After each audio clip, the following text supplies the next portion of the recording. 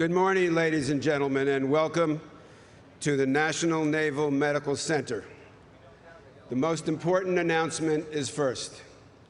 We encourage you all to take off your ties and jackets. I have under proper authority that for military personnel, this is an uncovered ceremony.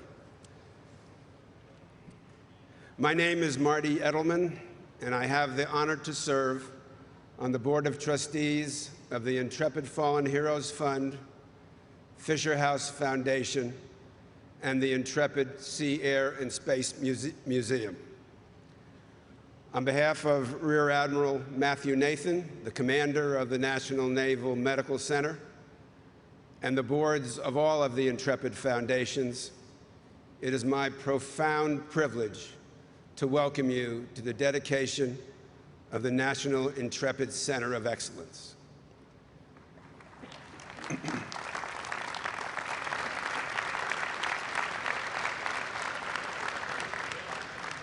Part of this ceremony will be including a number of recognitions of people who have been instrumental in what has been accomplished here today, so please bear with us. But before we begin this morning's ceremony, I would like to recognize all of our brave warriors who will be served by this center. Today, we honor your commitment to the defense of America.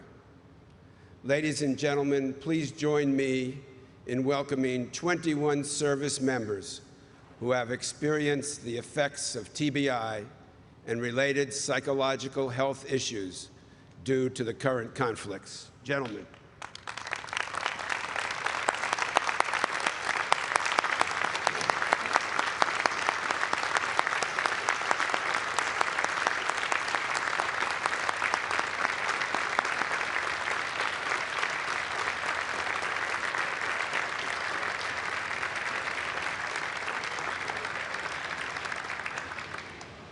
We would also like to recognize all of the wounded service members and their families who are in the audience today.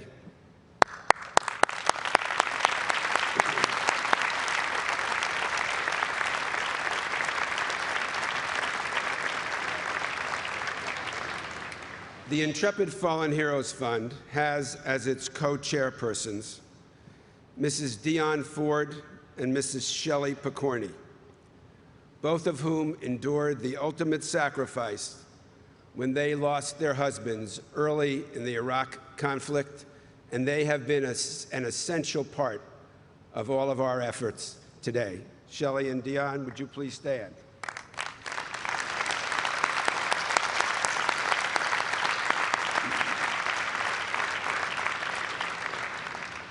We are pleased to welcome all of the trustees of the Intrepid family of foundations, the Intrepid Fallen Heroes Fund, Fisher House Foundation, and the Intrepid Sea, Air, and Space Museum. And I would ask all the trustees to please stand and be recognized.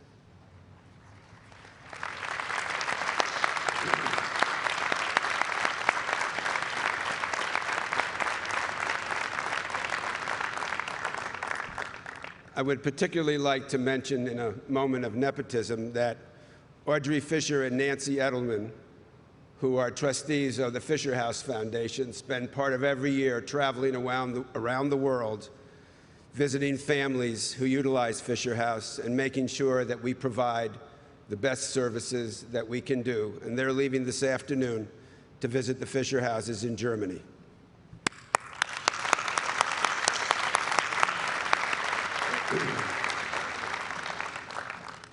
I would like to recognize another individual who is with us in the audience today and who many of you know and with whom many of you have worked closely. Bill White served as president of the Intrepid Fallen Heroes Fund from its inception until just a short time ago, and he was absolutely essential to the success of this project and all of our previous efforts. Bill, thank you. Your energy and commitment are part of the bricks and mortar of this center. Please stand.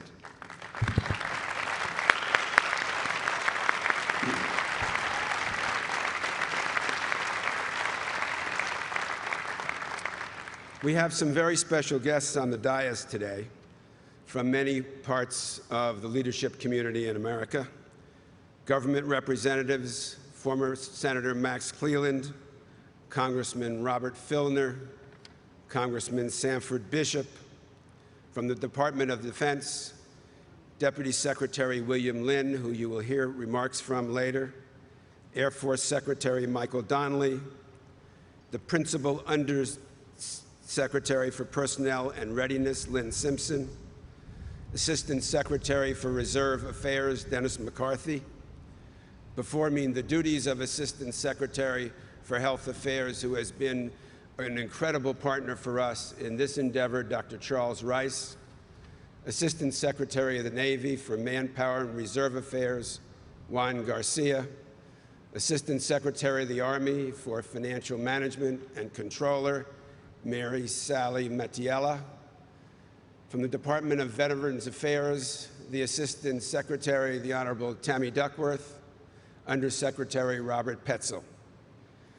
From the uniformed leadership of the Armed Forces, former Chairman of the Joint Chiefs, General Peter Pace, Vice Chairman of the Joint Chiefs of Staff, General James Cartwright, the Chief of Naval Operations, Admiral Gary Ruffhead, Assistant Commander of the Marine Corps, General James Amos, the Vice Chief of Staff of the Army, General Peter Chiarelli, Vice Commandant of the Coast Guard, Vice Admiral Sally Bryce O'Hara, and Assistant Vice Chief of Staff for the Air Force, Lieutenant General William Shelton.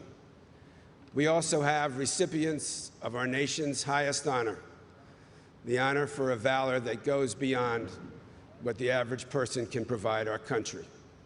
The recipients of the Medal of Honor who are here today, Colonel Jay Vargas,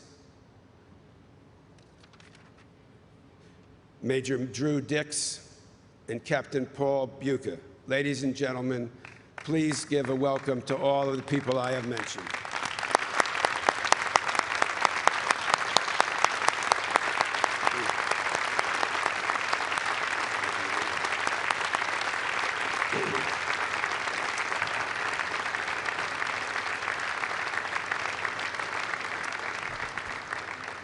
And if I missed anybody, I apologize, but sometimes you get a slave to the lists and the teleprompters.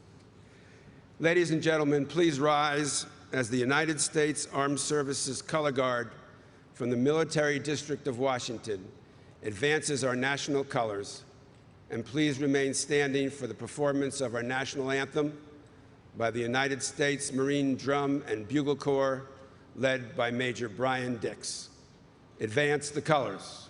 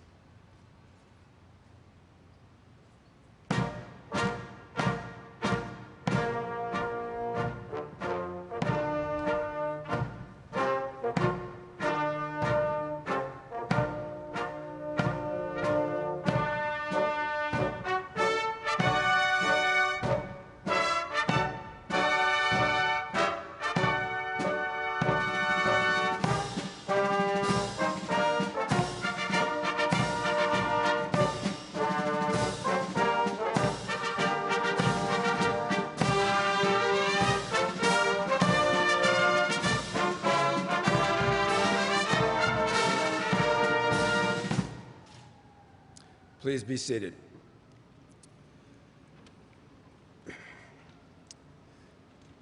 This is a building dedicated to the diagnosis and treatment of traumatic brain injury and post-traumatic stress.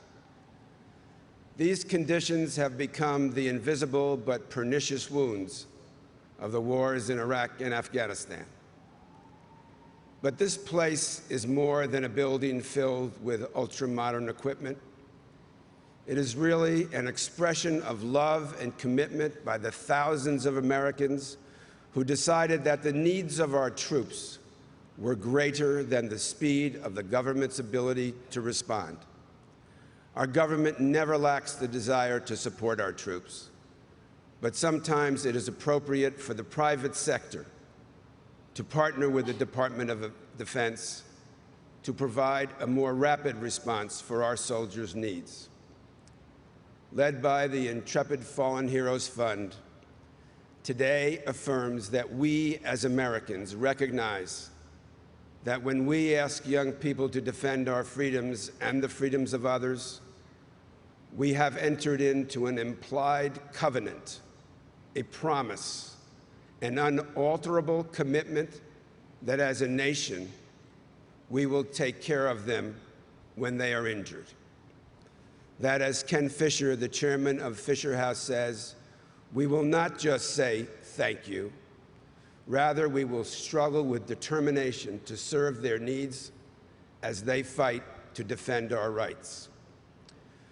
We ask you to go to faraway, unfamiliar places and fight under extreme conditions, in cold mountains and hot deserts, in caves and in rivers. Americans can and must do no less for you than you do for us. It is my pleasure now to introduce a true champion of the Intrepid family of foundations, critically important national missions. He is the founder and former chairman and CEO of the successful NetJets, the largest private aviation company in the world. Today, he serves as co-chairman of the Intrepid Sea, Air, and Space Museum and chairman of the Fallen Heroes Fund.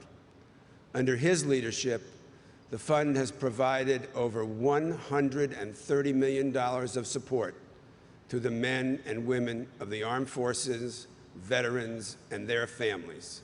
A dedicated, patriotic American, ladies and gentlemen, Mr. Richard Santulli.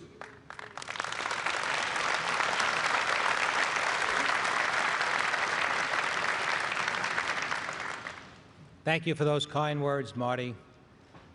And I would also like to extend my thanks to my fellow trustees of the Intrepid Fallen Heroes Fund for their continuing dedication and commitment to supporting the brave men and women of the military. This project is a testament to the wonderful work they have all done. Thank you, guys and ladies. Seated behind me also are trustees of the Intrepid Sea, Air, and Space Museum and the Fisher House Foundation, two sister organizations whose missions are the same as the Fallen Heroes Fund, to support the great men and women of our military. And of course, words really cannot express the magic that Arnold Fisher performed in initiating and overseeing this project from day one to completion. And as those of us that work with Arnold just take for granted, as usual, he did it on time and under budget. Thank you, Arnold.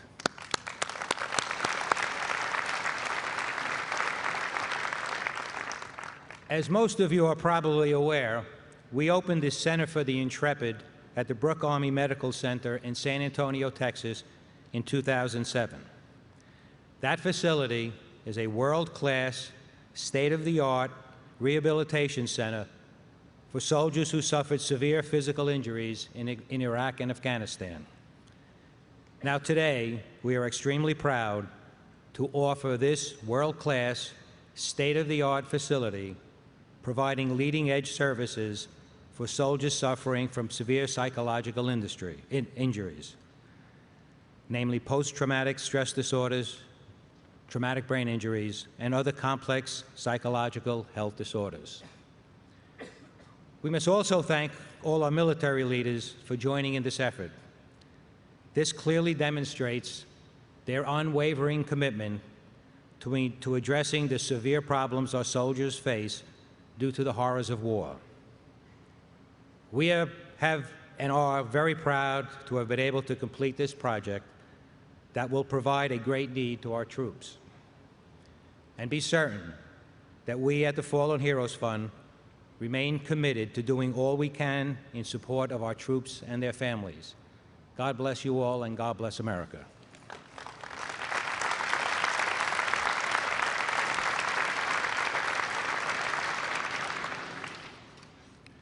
Thank you, Rich.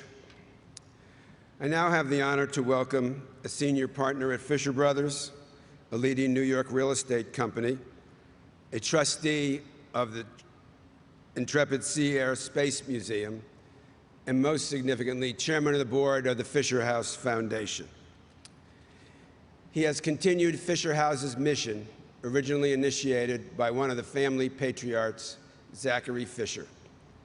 Fisher House is sponsoring the 2 houses currently being built on this installation. These homes, as you know, are built to support the families as they participate in the rehabilitation of the men and women who will utilize this National Intrepid Center of Excellence. America should take comfort in knowing that Ken Fisher wakes up every day determined to ensure that America never forgets the families who serve quietly and with dignity and hope behind the men and women who occupy the world's combat zones. Ladies and gentlemen, Ken Fisher.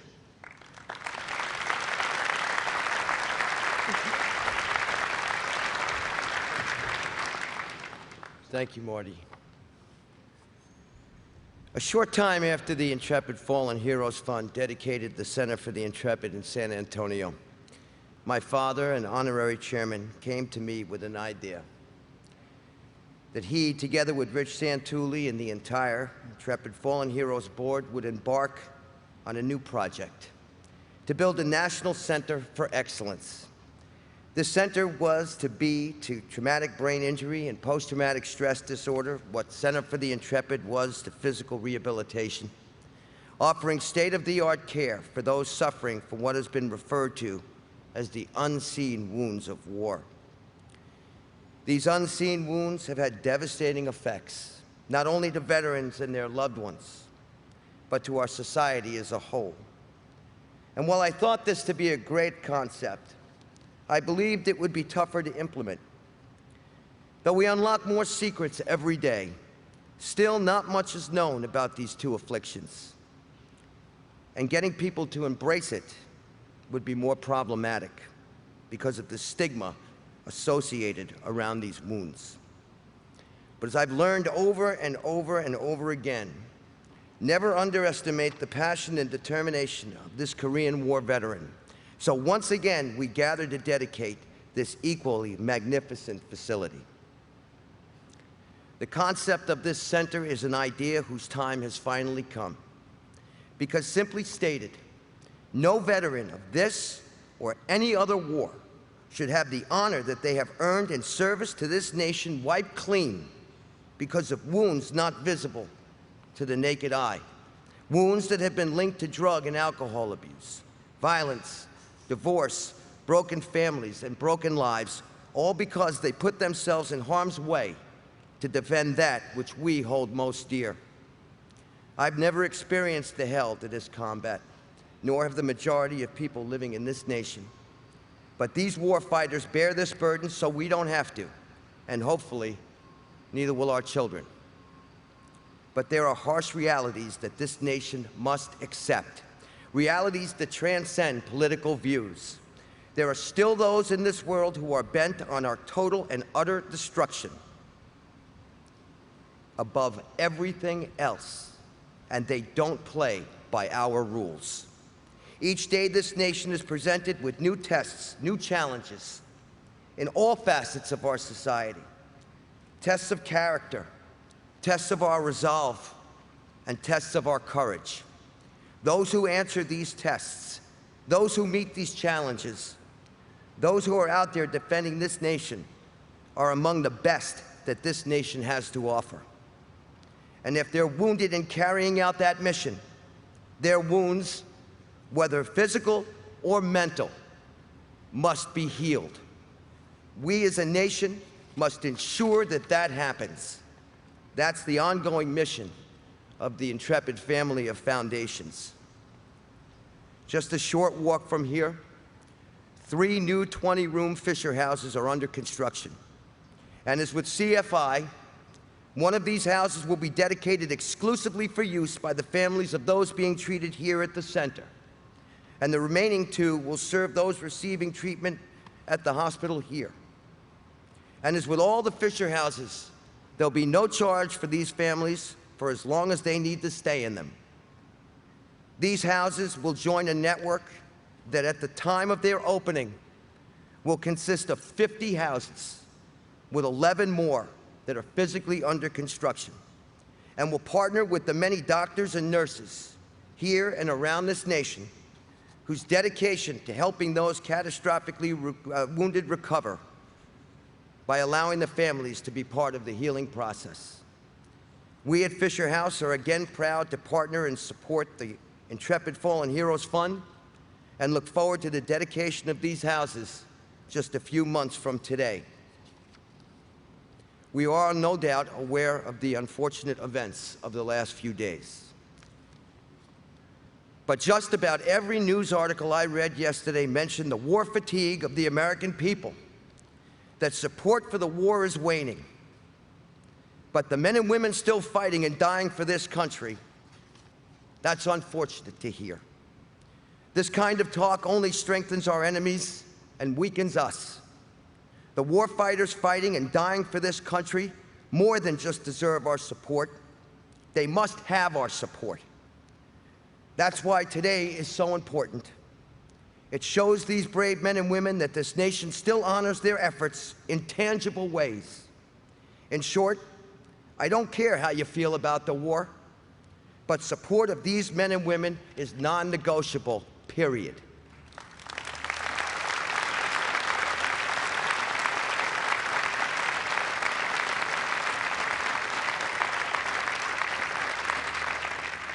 We must remember that those who wear the uniform of this nation are our true heroes. And this nation must continue to honor the selfless service and sacrifices made on our behalf every day, and the sacrifices made by their families. Those who serve or have served, and those wounded in doing so, deserve the best that this nation has to offer, and I'm proud to be a part of an effort aimed at doing just that. And Dad, I again salute you, and Rich, and the entire board for what you have accomplished yet again. May those who come here know that we honor them, and we will never forget their service to the cause of liberty. May God bless them, may God bless you all, and may God bless the United States of America. Thank you.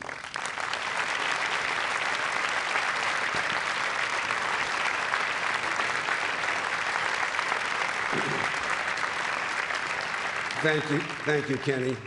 You should know that Kenny is inspired every day also by his wonderful wife, Tammy, who is here, who joins him on many of his activities in connection with Fisher House. NICoE was a collaborative effort.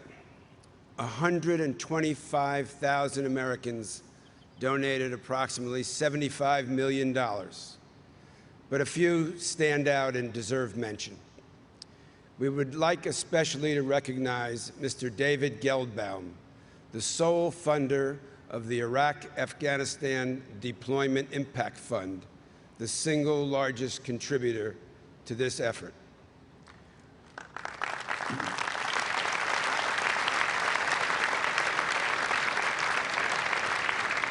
We are pleased to welcome Ms. Nancy Berglass from the fund, who is with us today and who has been our partner both in San Antonio and in NICoE. We want to thank both of them for their wonderful support of not just this effort, but other campaigns, and for leading the efforts to bring organized philanthropy into support of our troops.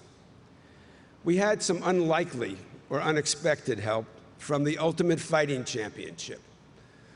The Ultimate Fighting Championship put on a fundraiser for us on Spike TV in Fort Bragg last year, and its owners, Lorenzo and Frank Fatita and Dana White, have, with passion and determination, been extremely important in providing support and money for this effort. Bob Barker, the legendary TV star, Rich Santulli, Carrie Fields, David McIntyre, Richard Farmer, and Robert Kramer all donated leadership amounts. And quite importantly, the veterans of this country contributed to this effort from the proceeds of a dispute they had with the government, which they won, and half of the proceeds went to Fisher House and half to the National Center of Excellence here.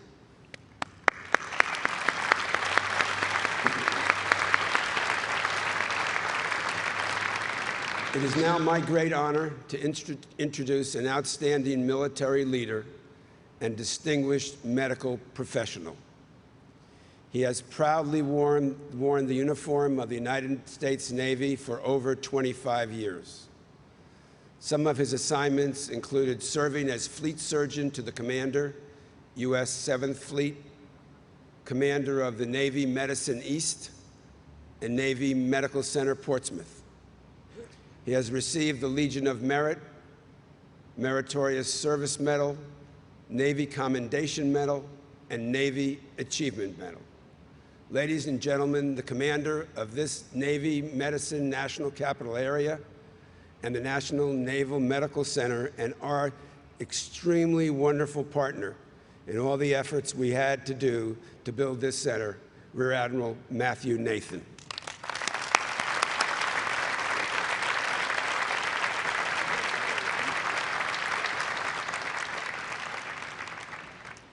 Secretary Lind, Mr. Fisher, distinguished leaders on the dais, distinguished guests in the audience, and most importantly, our warriors and their families who join us today, some with wounds that are visible and some that are not. Thank you, Marty, for that kind introduction, and thank you to Mr. Arnold Fisher for the opportunity to make comments on behalf of the men and women at the National Naval Medical Center and the Bethesda campus, which is the future home of the Walter Reed National Military Medical Center at Bethesda, and all the men and women who work here and will work here in the future who are passionate about our mission. Mr. Fisher, on behalf of all those folks who do and will provide care here, I want to thank you and the Intrepid Fallen Heroes Foundation for what you have built. I want to thank the main contributors as well as the hundreds of thousands of Americans who have made this a reality.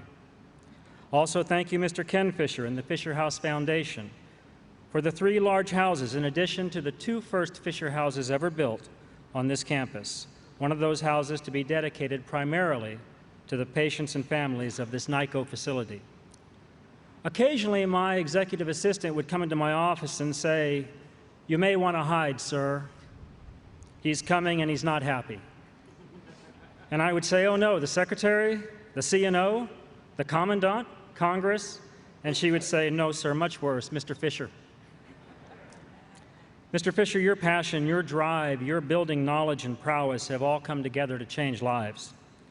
Your adherence to excellence and the standard you hold others to is what we embellish in the military and in the healthcare profession.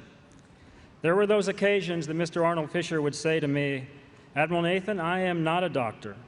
I am just a builder. I am just an American." You are a great American, sir, and you are indeed a builder. You are a builder of help and hope for those who received wounds when they stepped forward and said to the rest of the nation, "Nothing will happen to you while I have the watch." And on a personal note, Mr. Fisher, as I watch over 2 million square feet of construction and renovation on this campus, it's just nice to see something get finished.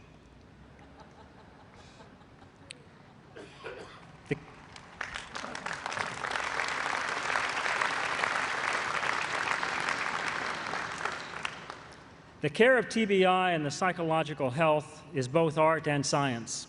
It is the art of compassion and a healing environment that draws on the aesthetics for all the senses. It is the science of understanding and imaging the mind and developing regimens and approaches to establishing pathways for thought and movement. It is the relentless pursuit of the relation of the individual, the family, the environment, and the treatment. It is overcoming the challenge of what controls pain today may not control it tomorrow. It is the challenge of enough medication on Tuesday may be too much medication on Friday. I believe this facility and its great staff will give us and the nation some of those answers. This facility is the best of both. It is the superb intersection of the art of healing with the science of healing. If I may borrow from the advertising world, this magnificent building, $65 million. The highest tech diagnostic and therapeutic equipment, $10 million. A smile restored between a warrior and his or her child, priceless.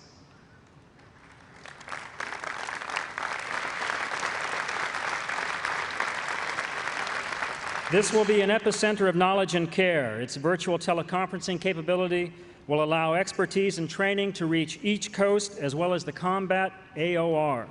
It will allow real-time acquisition of other great work done in other institutions and develop best practices that can be shared throughout for all to know. It will take the dedication and expertise of those from the NICoE and the NICoE and incorporating family care and dynamics and education along with the trident of diagnosis, therapeutics, and research. Let me close by saying TBI and the alteration of psychological health affects thousands, reaching into families and communities. I think you will agree when you walk or drive here and you turn the corner from Wisconsin onto this campus at Bethesda and you see this facility for the first time, you see hope and a commitment from the American people that those who serve and their families will have the best available care in the world. As all of you know who spend any time with our ill or injured or their families, as you clasp their hand, or if need be their shoulder, and you feel the energy, you learn that you can take a piece of their body. You can learn that you can take a piece of their mind. You can even take a piece of their lives, but you will never, ever take any of their spirit, and that is America's greatest, not-so-secret weapon.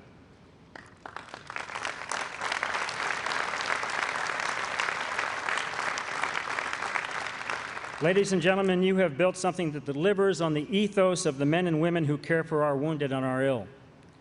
We cannot always be the savior. We cannot always be the cure. But we can always be there.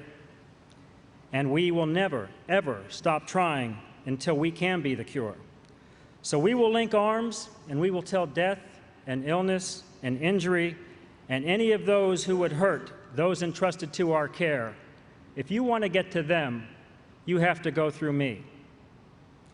I am often asked, to what extent should we try to provide care to some of our people who are mortally wounded? Is there a point where we stop? There are so many examples on this dais and throughout our great military and our service, but I will tell you simply one. A few years ago, Marine Lieutenant Colonel Ty Edwards was in Afghanistan and received what was thought to be a mortal head wound. His corpsman, who is up on this dais, Petty Officer, Second Class Albright, tended to his head wounds and probably saved his life. Lieutenant Colonel Edwards was medevaced back here with little hope or chance of any recovery. I would simply tell you that a year later, he traveled back up here from the Tampa VA and awarded the Purple Heart to his corpsman who saved his life, HM2 Albright.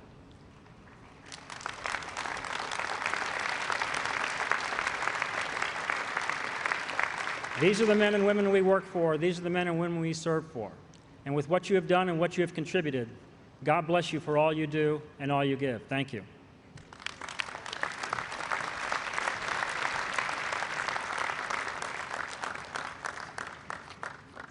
Thank you, Admiral. TBI and PTS are not conditions which are easy to understand, much less treat.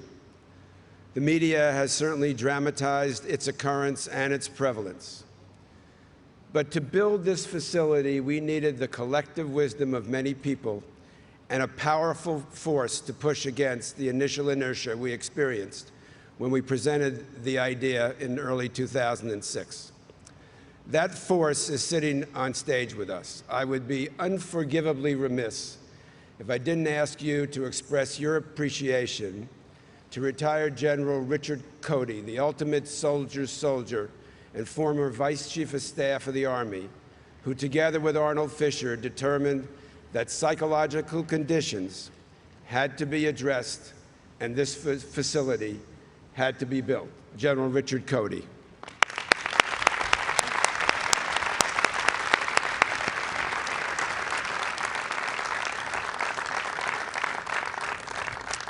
Before we started this endeavor, Arnold and I realized that we were amateurs in a world of science, technology, and medicine. We needed a mentor, guidance counselor, and shepherd. And through Billy White's friend Ron Katz, we found someone with all those qualities, Dr. David Havda, the head of the UCLA TBI Center. And I can see David right there. Dr. Havda arranged a 3-day course for us and held our hand through the long, winding road through the Department of Defense and the services.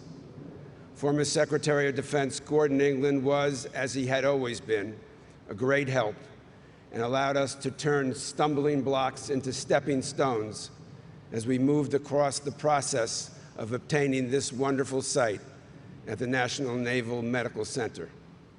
General, then Colonel, Laurie Sutton was recommended by General Cody to head the program at DoD, and she was a full partner in bringing this effort to its fruition.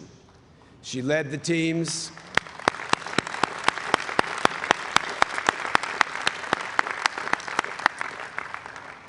General Sutton led the teams which defined the concept of operations, enacted the implementation efforts, and coordinated the role of NICoE in the TBI and PTS treatment protocols.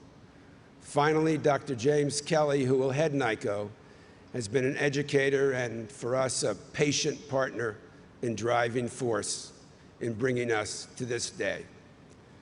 The center cost approximately $60 million to build, and we plan to establish a $10 million research grant to continue the efforts to find ways to better support our troops and to make sure you will always have the most advanced and up-to-date treatment for these conditions.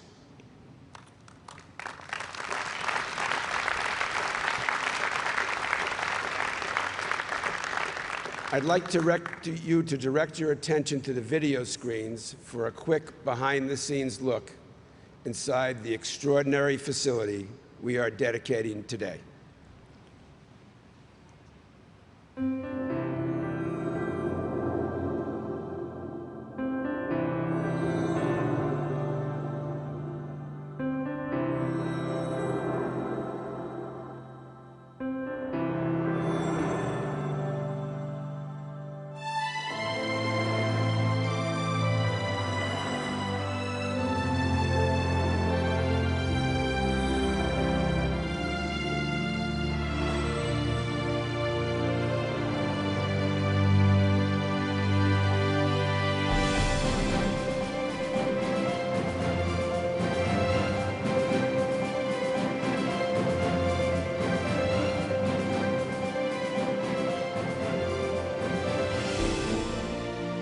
This particular day marks the beginning of an era.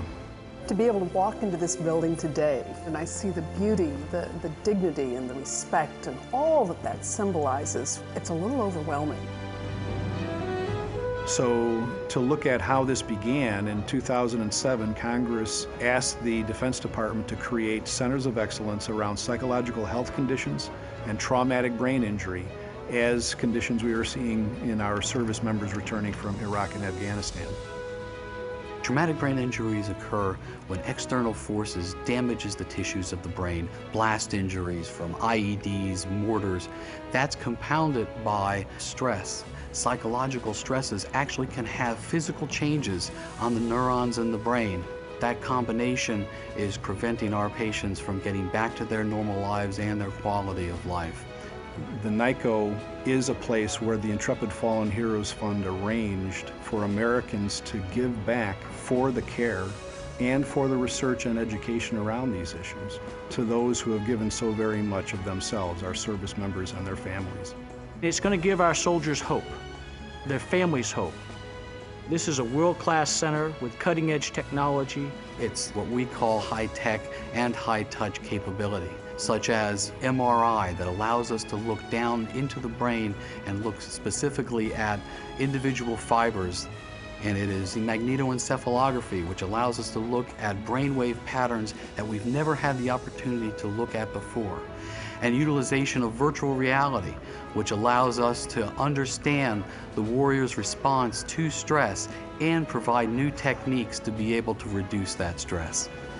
The beauty of the NICoE really is that it's a public-private partnership in a way that really does offer a model for how this ought to be done. There is nothing like it in the world. This is a place of hope and healing. It's a place of inspiration, and it's a place that will forever convey to those of us in uniform the unwavering gratitude of the citizens and the nation that we serve.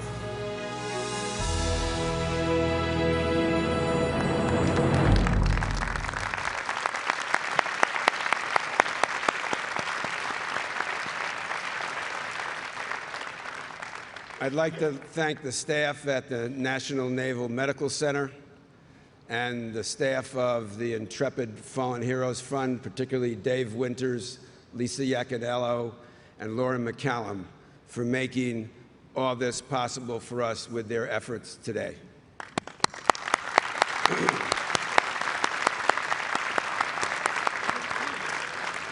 No matter how you define patriotism, the next speaker qualifies as a unique and true American patriot.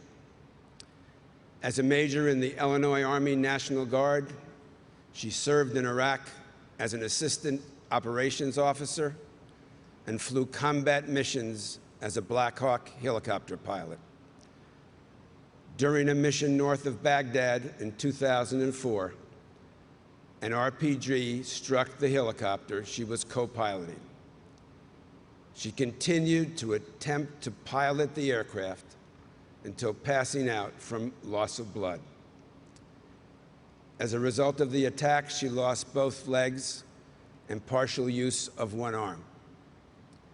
She has received many decorations for her actions, including the Purple Heart, the Air Medal, and the Combat Action Badge. Since her recovery at Walter Reed, she has dedicated her life to public service, advocating on behalf of veterans and those who are disabled.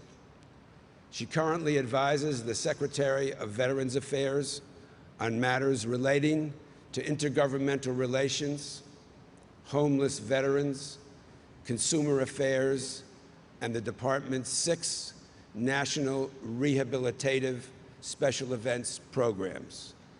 Ladies and gentlemen, it is my profound honor to introduce the Assistant Secretary for Public and Intergovernmental Affairs from the Department of Veterans Affairs, Tammy Duckworth.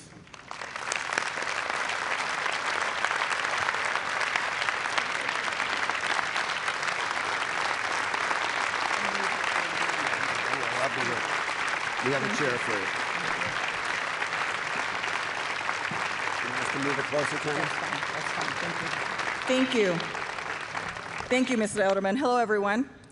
It's a real honor to be here to speak on behalf of Secretary Shinseki and the entire VA leadership team, and also to be here personally to take part in this momentous occasion. Thank each and every one of you for supporting our service members and our veterans. I know that there have been literally hundreds of people who have worked long and hard to make this Intrepid Center a reality.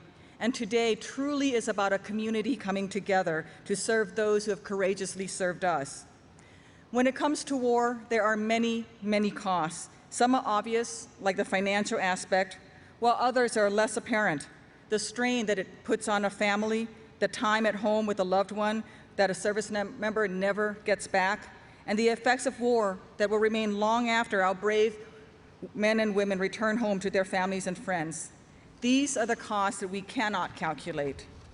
And we will see the cost of war increasing exponentially unless our service members returning from combat are able to make that difficult transition from combat life to civilian life. Post-traumatic stress and traumatic brain injury, the signature wounds of war, are tremendous challenges for those of us caring for veterans. And we are still learning about these injuries. You've all seen the stats. I don't need to tell you the percentages of those who are returning home from battle with mental health challenges.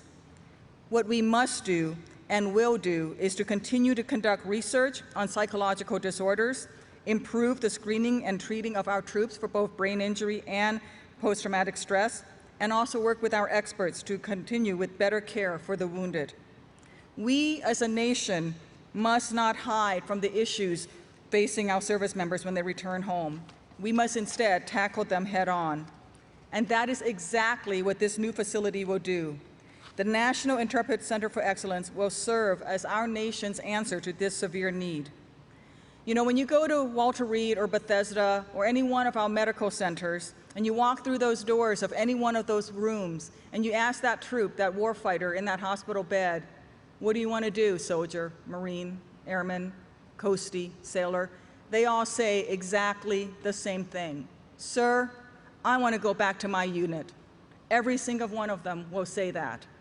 It's been a few years since I laid in that hospital bed and said the same thing when Vice Cody came through and dragged Ken Fisher with him.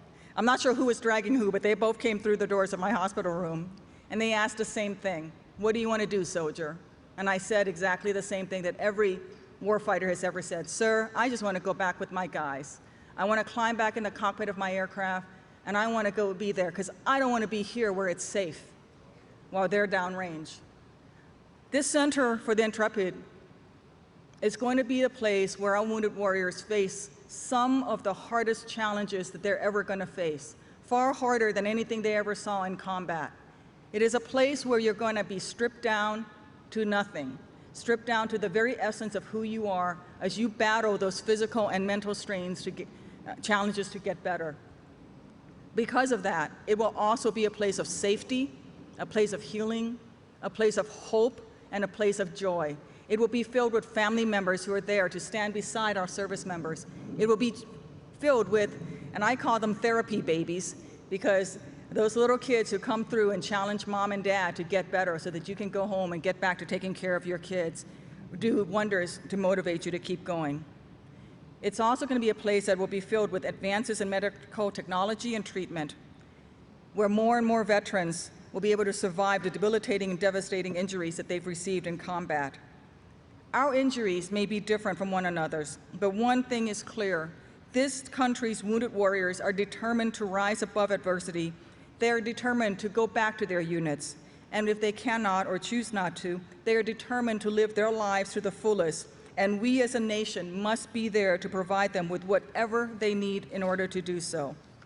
I am so pleased that there will be an additional 2 Fisher houses will open at this site to serve the families of our wounded warriors, because there is nothing that we could do as service members without our family members standing there next to us. They are the ones who sit at home and go to PTA meetings by themselves. They're the ones who sit at home with that empty spot at the kitchen table, the hole in their hearts, waiting for us to come back. And so to have support for the family members is critical to the healing of our wounded warriors.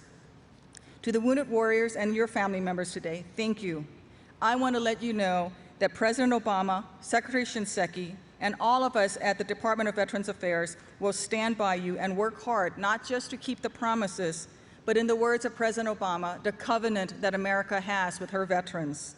VA is committed to continue to focus on the important issues of traumatic brain injury and psychological health for those who have served our nation, and we very much look forward to working with the National Intrepid Center for Excellence as a new partner in this important fight.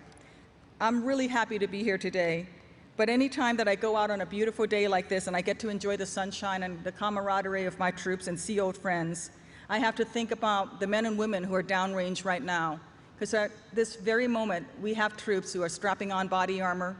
They're doing the final functions checks on their M16s, the final PMCSs, the last walk around of their helicopters, and they're getting ready to go walk down a mountain pass in Kandahar or to drive down a road in Baghdad.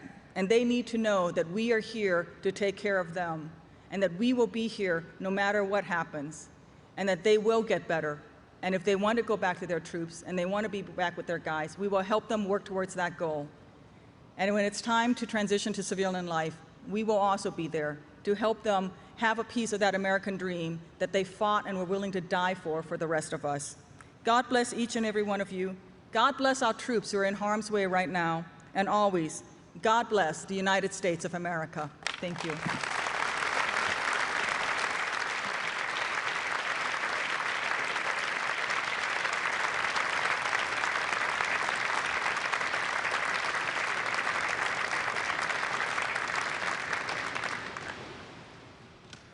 Thank you, Madam Secretary. Of course, even after we obtained the approval to build NICoE, and we had raised most of the money, the facility had to be built.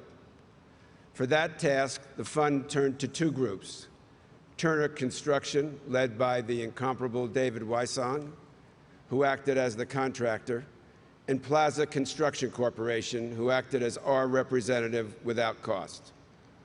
Plaza is owned by the Fisher family and chaired by Stephen Fisher, who is in the audience today.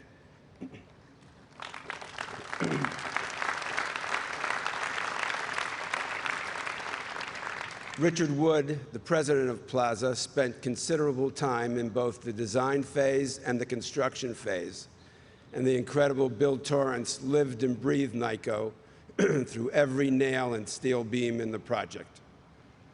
The Smith Group of Washington, D.C., headed by Phil Tobey, with some guidance from and ideas from Arnold Fisher, of course, designed this unique medical facility as a place of peaceful healing. Admiral Nathan, Admiral Robinson, and Admiral Madison, and Lieutenant General Peter Schoonmaker were faithful and supportive partners in this endeavor throughout the efforts. And finally, Colonel George Nussbaum was here every day and played a critical role as the liaison between the construction team and the Department of Defense. I'm going to introduce Arnold Fisher now, and I'm going to spend a few minutes on it. I know you've heard a lot about him.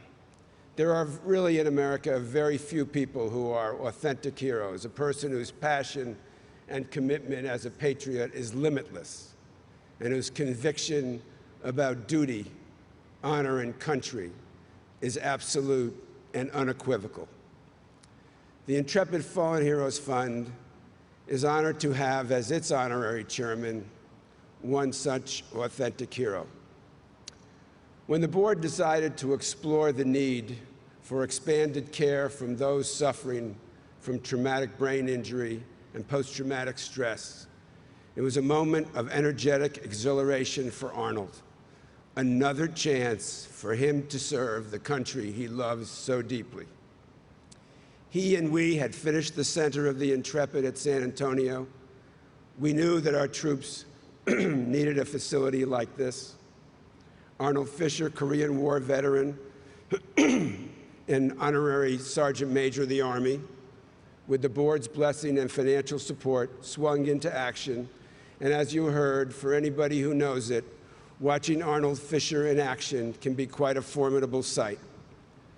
Through congressional meetings with Congressman Bill Young and the late Congressman Murtha, countless meetings with Department of Defense officials, and of course the many meetings I had with General Cody to help prevent Arnold from starting to build this with his own bare hands without a permit. Arnold's passion and determination overwhelmed the obstacles facing any project.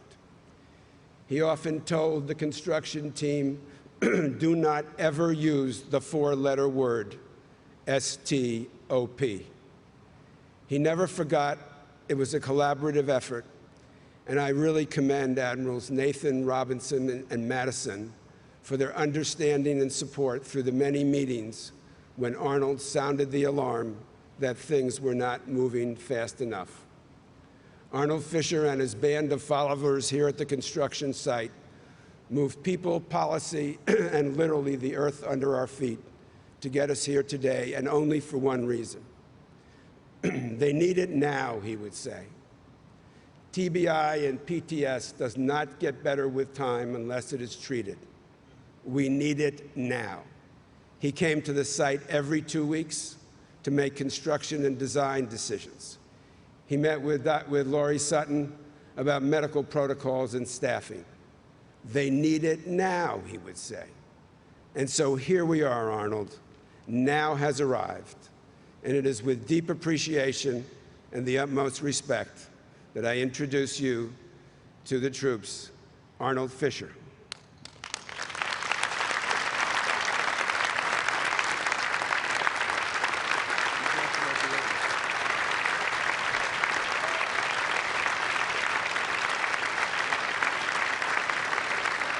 Thank you.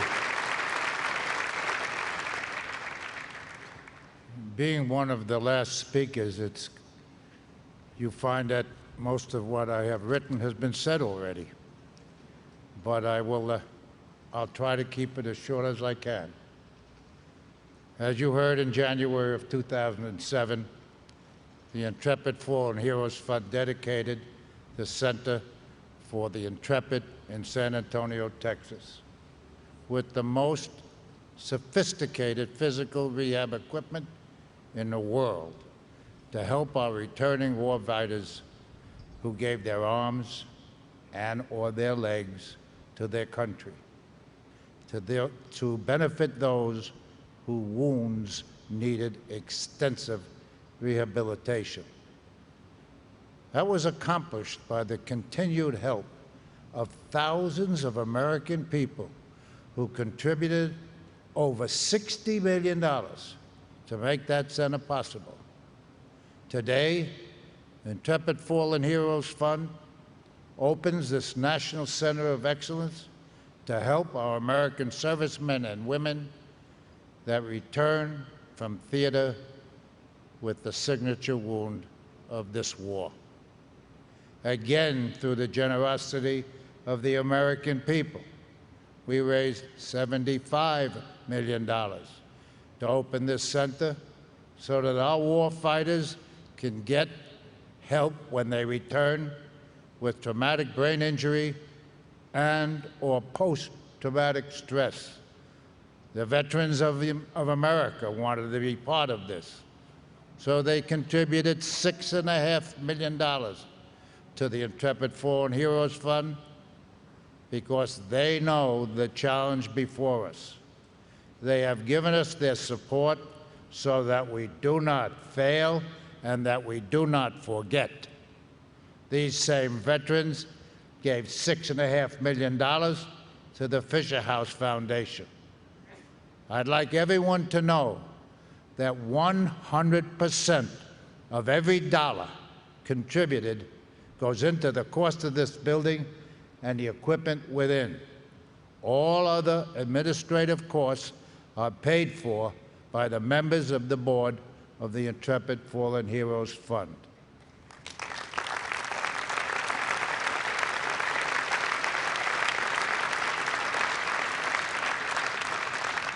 NICoE is a culmination of a long and difficult trek. But that's pale in comparison to the difficulties shared by those whose maladies have become known by their initials of TBI and PTS. This center will diagnose and treat and educate the families whose loved ones suffer from the unseen wounds of war. The work that will be done here will remove the profound veil that has fallen over these afflictions and forever remove them as the invisible wounds of this global war on terrorism. The American people want, the American people demand that we pour the resources of this great country and this great military into assuring that our wounded warriors and their families get the best we have to offer, and this center will do just that. In recent times, soldiers have been described as suffering from combat fatigue or shell shock. For centuries, stories from battlefields the world over have told of soldiers and sailors and Marines and airmen who were stunned by the battle or overwhelmed by the hell of combat. Soon the horror stories that we have all become too familiar with appear in newspapers and become stories for national magazines about veterans being involved in violence.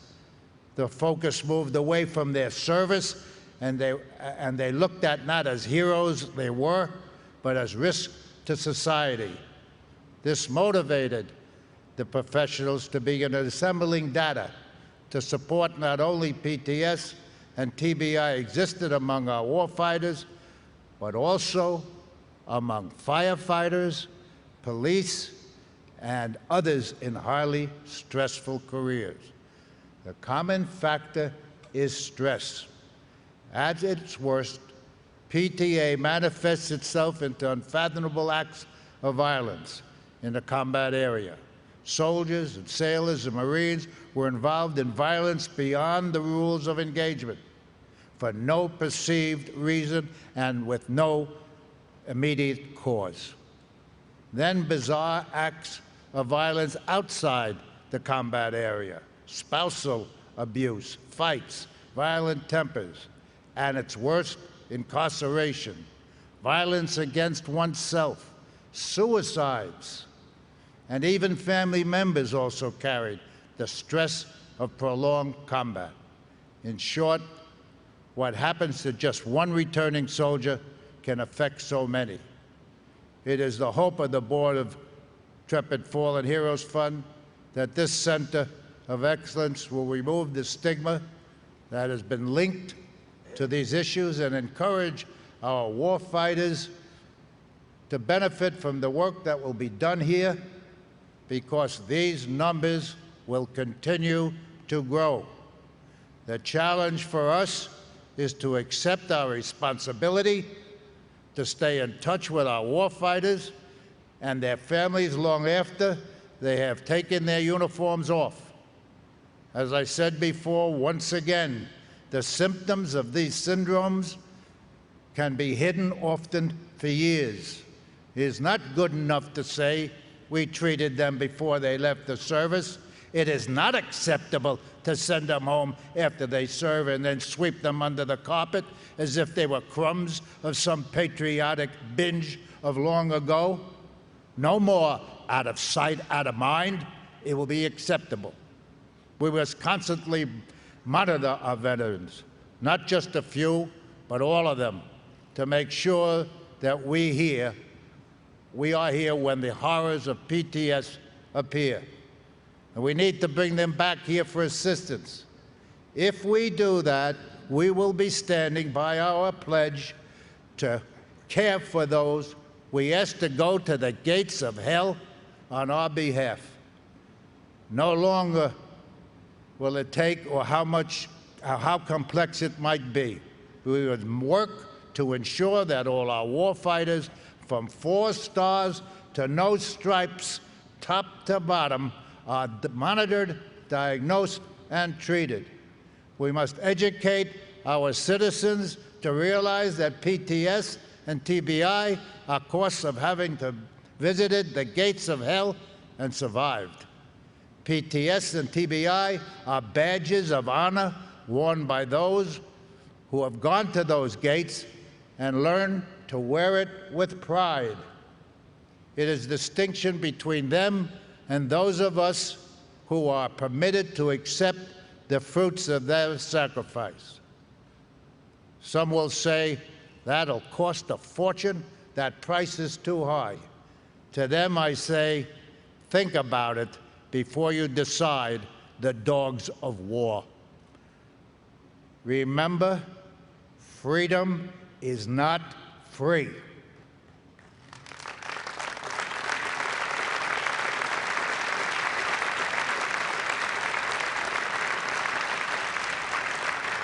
Those of you who wear the uniform of this great land, our sons and our daughters, our mothers and our fathers of this great country, when they raise their right hand and pledge to defend us against enemies, foreign and domestic, with that comes a contract with this nation and with each one of us that we take care of them when they serve and long after their service is done.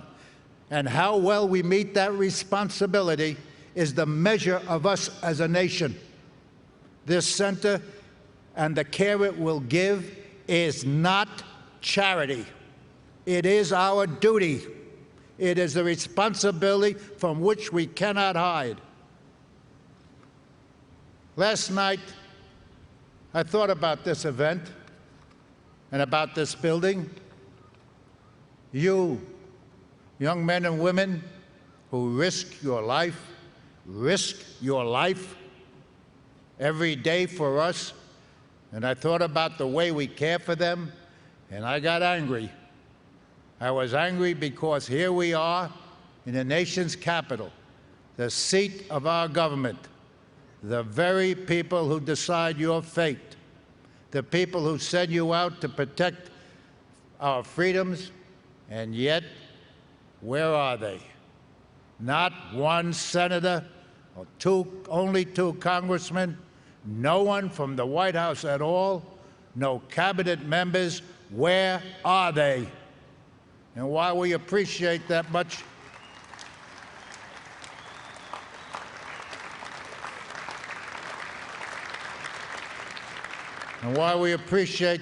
of our military leadership that is present, our government should be behind this effort. I know these are difficult times. I read newspapers, I see the news, and still, where are they?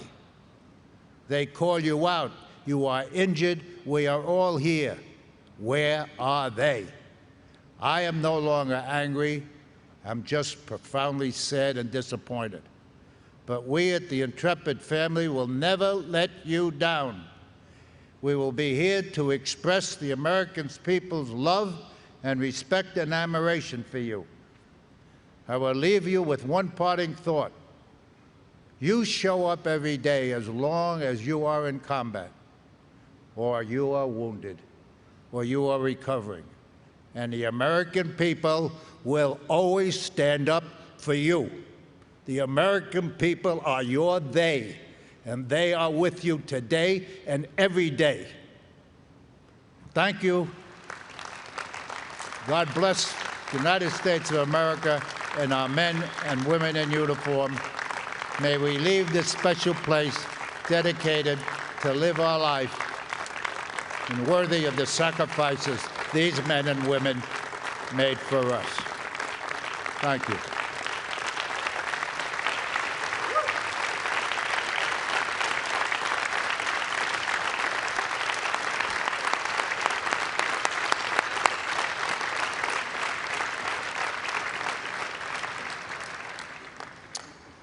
Thank you, Arnold.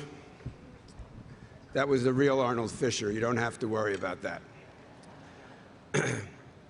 I am honored to introduce a truly heroic family that has experienced the effects of traumatic brain injury, which will be addressed here at the National Intrepid Center of Excellence. Following the attacks of September 11, 2001, he was called to serve first in Afghanistan and later Iraq. On February 14, his Humvee was hit by an improvised explosive device on a mission in al-Muhaydeh.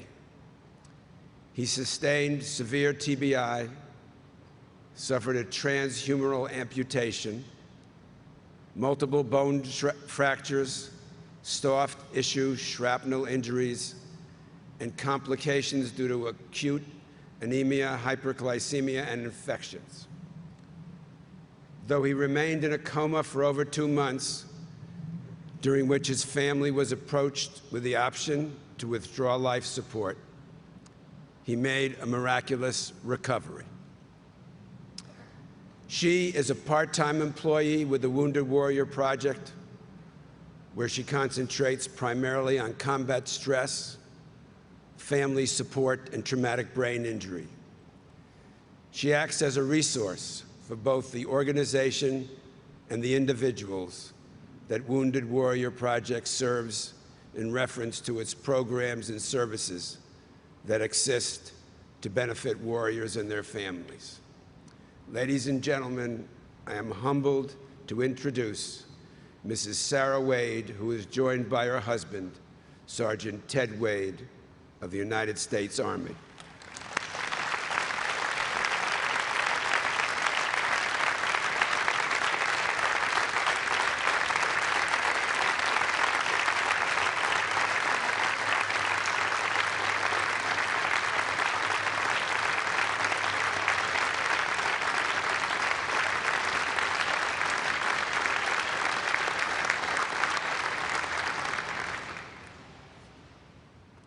Hello, everybody. At long last. This has been a long process. My husband's here today because of the impressive capabilities of military medicine, but also the recognition of its limitations, willingness to leverage outside resources and collaborate in an exhaust all possibilities approach. A year after Ted's injury, he was debilitated by severe depression and other symptoms of PTSD. A well-meaning psychiatrist prescribed him an antidepressant that, due to my husband's TBI, had a paradoxical effect. Ted's condition went into a downward spiral, and he was hospitalized again at Walter Reed. Because of the complexity of his neuropsychiatric case, the Army recommended leveraging private resources. Ted flourished under the care of a civilian doctor. But as a result of limitations in TRICARE coverage, I have fought a 5-year battle to have this paid for. When a family like ours is in crisis and viewing our situation from the ground, it's hard to understand government policy roadblocks. When we were at our lowest point, I felt like it was Ted and I against the world, and that we had been forgotten.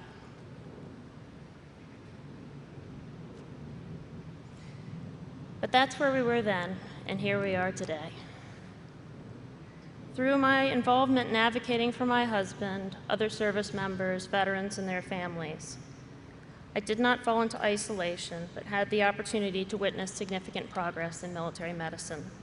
My attitude changed when I realized the challenges that we faced early on in the war did not happen in vain.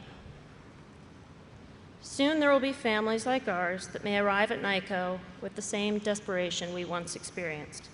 They may have lost faith in the medical community's ability to help their situation or be embattled by the inevitable nature of bureaucracy. That will all start to change the second they walk through that front door. My husband was promised, if anything bad happened, the best care available.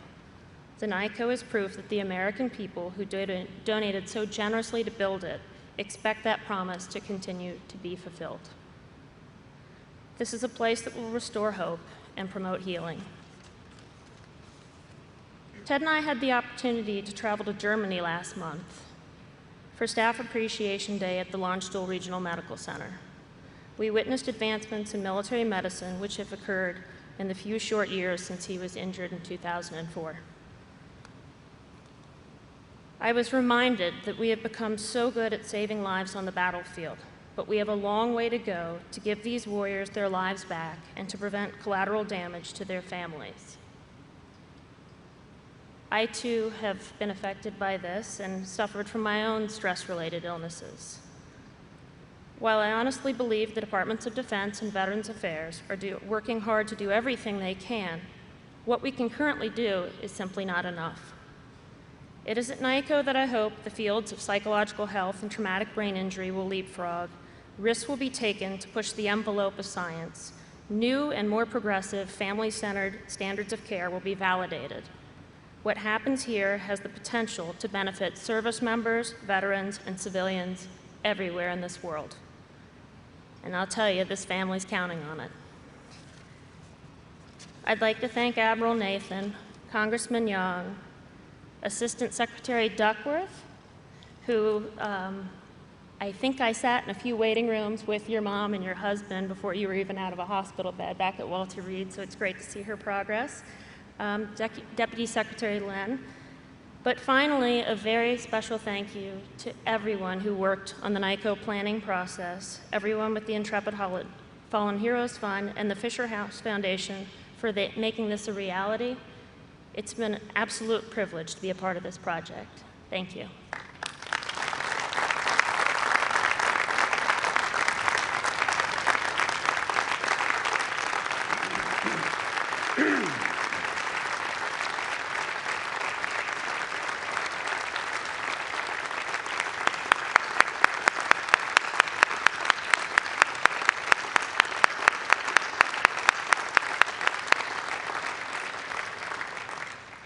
Thank you, Sarah, for sharing that inspirational story with us, and thank you, Ted, for your outstanding service to our nation. Ladies and gentlemen, due to developments which you are aware of at the Pentagon and over the past several days that require his attention, Secretary Gates is unable to join us this morning. But to present remarks on behalf of the Department of Defense, I am pleased to introduce our nation's second-ranking defense leader.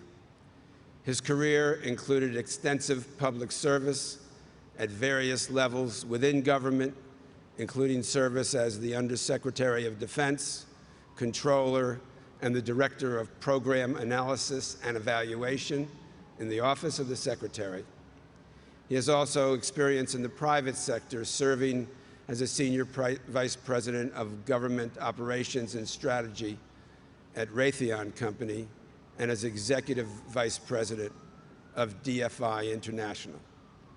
Today, he serves as our nation's 30th Deputy Secretary of Defense. Together with Secretary Gates, he gives vibrance to the notion that thoughtfulness, intelligence, and character create a leadership model that enables America's sensitive partnership with the military community to be so successful. Ladies and gentlemen, the Honorable William J. Lynn.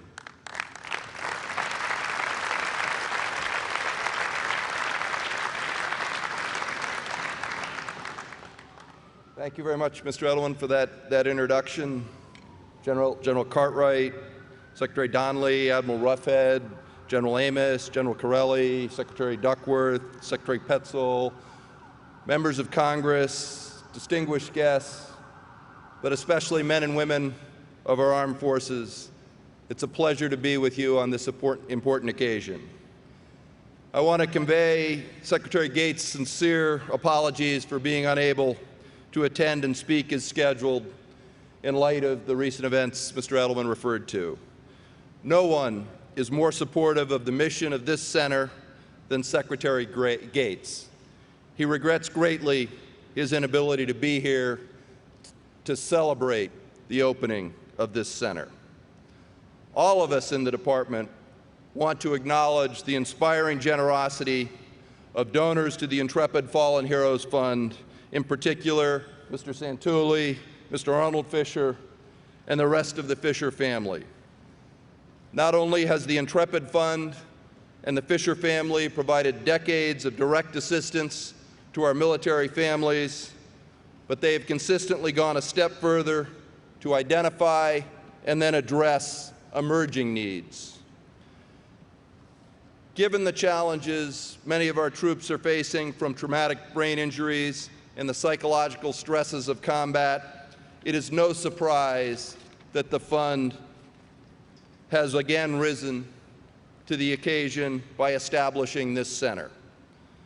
The Intrepid Center will serve as a hub where service members can receive more in-depth help than is available at their posts. The center has the resources to give these cases the time and attention they deserve. It will develop individualized treatment plans with a team of experts, and it will share the knowledge they gain with military treatment facilities, VA medical centers, and civilian academic programs across the country. This will constantly improve our ability to treat these injuries and ultimately to lessen their impact. I particularly admire the center's emphasis on working directly with patients' families to develop long-term treatment plans and coping strategies. We've long known at the Department of Defense that when you enlist a service member, you effectively enlist their whole family. Similarly, the sacrifices made by our troops are shared by their families. The center's Fisher House, where families can stay while supporting their loved ones in treatment, is an important recognition of this fact. The need for such an institution could not be more pressing as our military approaches its 10th year at war. In the Afghanistan and Iraq campaigns, we can be thankful that advances in protective equipment and battlefield medicine allow more of our warfighters to come home to their families and to a grateful nation. But this also means more troops are surviving who would not have done so in past conflicts. Brave men and women who will need care long after the conflicts are over. The unique demands of our post-9/11 campaigns, including repeated deployments, an uncertain battlefield, and an enemy that disdains the laws of war, also means that more of our warriors return with invisible wounds. Some of our studies show that more than 10% of our troops in Iraq and Afghanistan have suffered at least one concussion or some related injury. Roughly 12% of service members in Iraq have exhibited significant signs of combat stress, depression, or other mental health problems. Upon their homecoming, those suffering from traumatic brain injuries, post-traumatic stress, and other psychological injuries face a battle for recovery that can be as arduous as their time deployed. We as a department have come a long way in recognizing this reality and in recognizing that our obligations to our heroes do not end when they return from the field. But there still are servicemen and women in developing the Intrepid Center. In the area of TBI, their work includes developing examination protocols to detect mild cases early when treatment is the most effective. All troops returning from deployment now answer questions designed to screen for TBI as a routine part of their post-deployment health exam. We are currently conducting more studies to further improve our TBI assessment tools. With the team's help, we are refining our guidelines for the treatment of mild TBI in theater. Other NATO countries are now using these guidelines as a model for the treatment of their troops. The team here has also helped improve the proficiency of our medical providers by giving them access to regional educational coordinators and promoting professional development opportunities.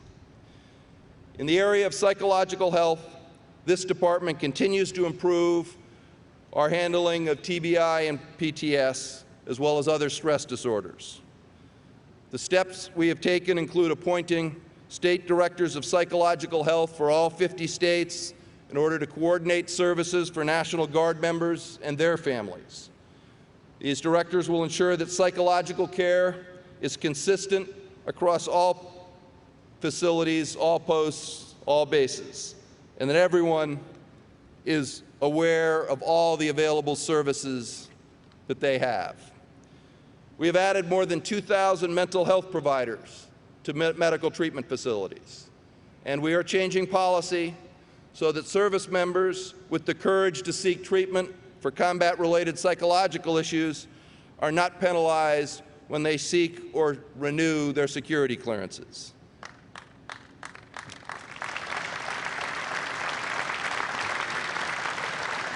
These improvements aside, we've all heard the stories and seen the reports that highlight just how far we still have to go to provide consistent, state-of-the-art care to all who need it. For example, the department still faces shortages of mental health experts, especially in rural areas.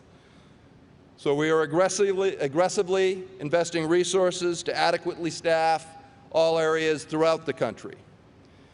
In fiscal year 2010, the department funded nearly $500 million for programs in psychological health, post-traumatic stress, and traumatic brain injury at major academic centers throughout the country. More broadly, though, we must ensure that the culture within the service supports and respects our wounded. all of our wounded. We continue to emphasize to our troops that their careers are not at risk when they go get the help that they need. Today, I'd like to honor all of those heroes who have come forward, though the Real Warriors campaign and elsewhere, to tell their story. Heroes like Josh Hopper. Let me tell you a little of his story as an example of the direction we need to go. As a Marine sergeant, Josh suffered traumatic brain injury from an IED blast in Iraq. Upon returning home, he struggled with post-traumatic stress and other issues. But Josh had the courage not only to get the help he needed, but also to spend time talking to others about the need to seek treatment. Josh has since been promoted to Staff Sergeant. He's completed the Marine Corps Forces Special Operations Command training, and he is redeployed to Afghanistan. Through his advocacy, Josh and others like him have given hope to many of their comrades. Through this center, we all now have a place that will deliver the care our wounded warriors deserve at a standard that we can all be proud of. Constructed entirely with donated funds, this center is a living embodiment of the gratitude of the American people. Our presence here today sends a tangible message to the men and women in uniform, a message that we will support and honor them for their service. On behalf of Secretary Gates and the entire department, I salute all those who have contributed to this remarkable effort. Thank you.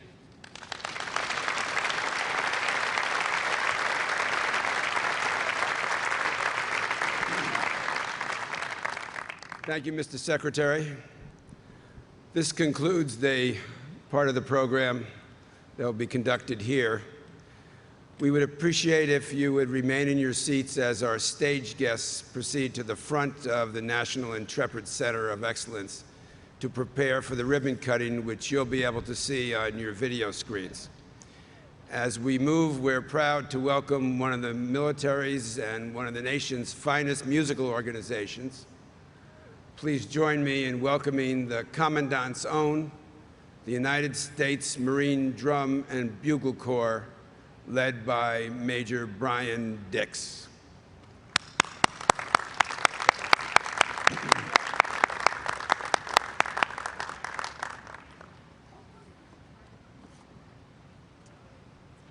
Ready? We're going to take everybody. If everybody just wants to follow this way, one at a time, one row at a time. While visiting wounded Marines at Bethesda Naval Hospital in 2004, then Chief Warrant Officer Brian Dix, Director of the United States Marine Drum and Bugle Corps, met Hospital Corpsman 3rd Class Joe Worley. Badly wounded by a rocket-propelled grenade and 6 bullet wounds during the Battle of Fallujah, Doc Worley stunned this Marine officer when he recalled that harrowing day which proved so costly for him and his platoon. Thus inspired by the heroic actions of all hospital corpsmen, which were exemplified by Doc Worley, Chief Warrant Officer Dix composed a military march entitled appropriately, Corpsmen Up, to honor all of the hospital corpsmen, past and present. Ladies and gentlemen, Corpsmen Up.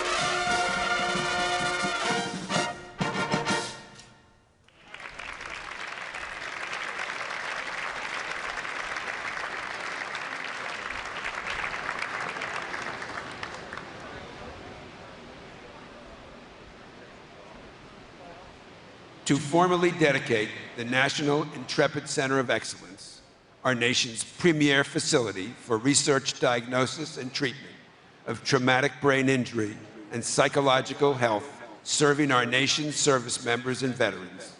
We ask our official party to join in a ceremonial ribbon cutting. The cutting of this ribbon symbolizes the completion of the construction and equipping of this center, and that its ownership is being transferred from the Intrepid Fallen Heroes Fund to the Department of Defense for operations. Following the ribbon cutting, and to conclude our event, we are honored to welcome a flyover of 2 FA-18E Super Hornets of Strike Fighter Squadron 81, known as the Sunliners, from Naval Air Station Oceana in Virginia Beach, led by Lieutenant Commander Kenneth Puck Hockey Coe, Carrier, Air Wing 8, Assistant Operations Officer, joined by Lieutenant Commander Thomas Natty Clark, Commander Strike Fighter Wing, Atlantic, of the United States Navy. We now ask the trustees of the Intrepid Fallen Heroes Fund, joined by the trustees of the Intrepid Sea, Air, and Space Museum and the Fisher House Foundation, to join with our national government and military leaders and our wounded warriors to conduct our ribbon cutting. We hereby dedicate the National Intrepid Center of Excellence.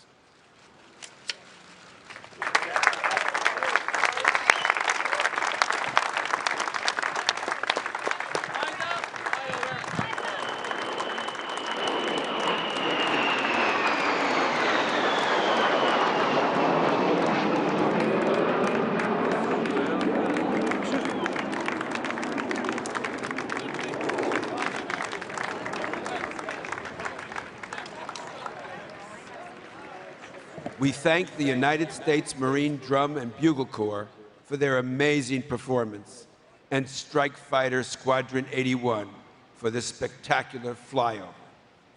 Please be sure to join us for a reception in the tents located behind you and for tours of the center.